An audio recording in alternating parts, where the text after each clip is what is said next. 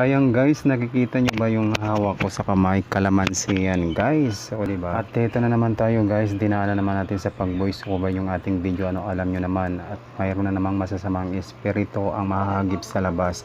So nag voice over tayo sa araw na to guys. Diba guys, ang kalamansi ay mainam sa ating katawan. At ito ay may taglay na vitamin C, iron, calcium, potassium at sodium guys. Ayan. At ang kalamansi guys o mga palangga ay nakakatulong ito para palinawin ang ating mga paningin or mata.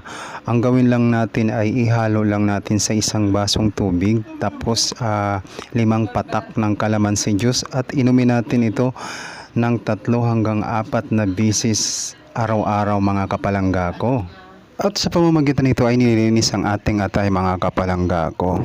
Ang dahilan kasi mga kapalangga pagkalabo ng ating paningin dahil madumi na ang ating atay o ang ating pancreas, kaya gawin natin to para mananatiling malusog ang ating mata mga kapalangga ko.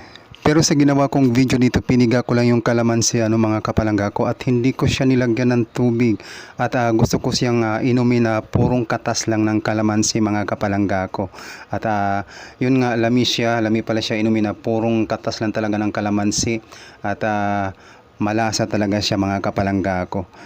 O di ba makikita nyo sa aking video, ininom ko yung katas ng kalamansi na purong-puro talaga mga kapalangga ko. So hanggang dito na yung aking ginawang video. Sana mayroon kayong natutunan sa ginawa kong video sa araw na to. Thank you for watching and see you on my next video. Bye bye. God bless us all.